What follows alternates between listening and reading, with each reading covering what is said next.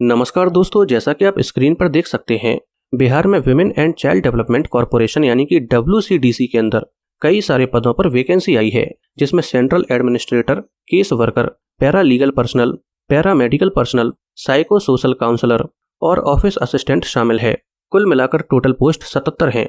इसके application form 26 जून 2025 से शुरू हो चुके हैं और एप्लीकेशन की लास्ट डेट 18 जुलाई 2025 है।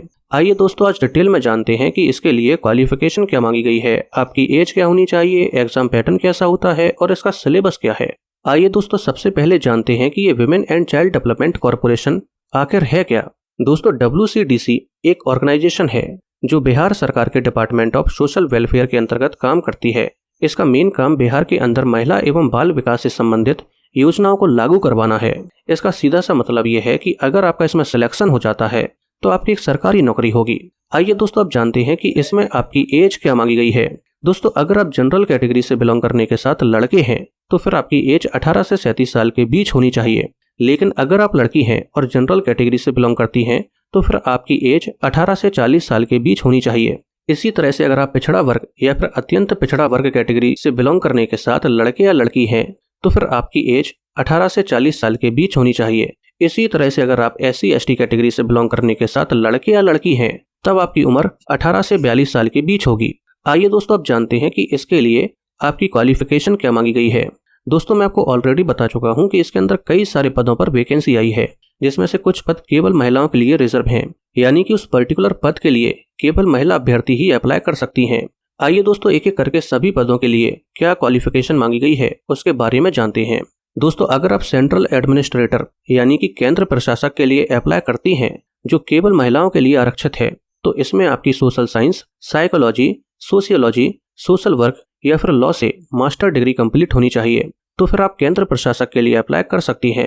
लेकिन केंद्र प्रशासक में ऐसी महिलाओं को प्राथमिकता दी जाएगी जिन्हें महिलाओं के मुद्दों से संबंधित किसी सरकारी या गैर सरकारी परियोजना या कार्यक्रम में काम करने का कम से कम 5 साल का अनुभव हो। इसी तरह से अगर आप केस वर्कर के लिए अप्लाई करते हैं तब क्वालिफिकेशन के अंदर law, social science, psychology, sociology या सोशल वर्क में बैचलर डिग्री कंप्लीट होनी चाहिए।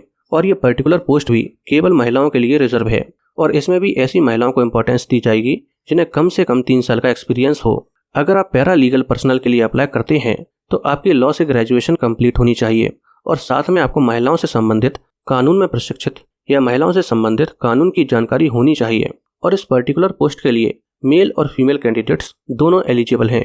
और इस पर्टिकुलर पोस्ट में भी ऐसे कैंडिडेट्स को ज़्यादा इंपॉर्टेंस दी जाएगी जिन्हें महिलाओं से संबंधित किसी सरकारी या गैर सरकारी परियोजना या कार्यक्रम में जिला स्तर पर काम करने का 3 साल का एक्सपीरियंस हो या फिर न्यायालय में मुकदमा लड़ने या फिर वकालत करने का कम से कम 2 साल का एक्सपीरियंस तो होना चाहिए।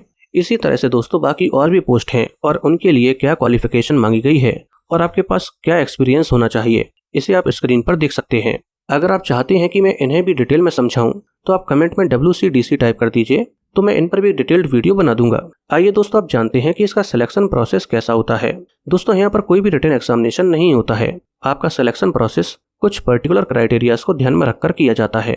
यहाँ पर 3 पर्टिकुलर क्राइटेरिया होते हैं, जिसमें पहला होता है आपकी क्वालिफिकेशन, यानी कि आपके क्वालिफिकेशन के बेसिस पर आपको 60 में से कुछ नंबर दिए जाते हैं। दूसरा क्राइटेरिया है एक्सपीरियंस, जिसमें मैक्सिमम नंबर होते हैं 15। इसका मतलब यह है कि आपको एक्सपीरियंस के बेसिस पर 15 में से कुछ नंबर दिए जाते हैं। और फाइनली होता है इंटरव्यू, जो 25 नंबर का होता है और इसमें आपको 25 में से कुछ नंबर दिए जाते हैं।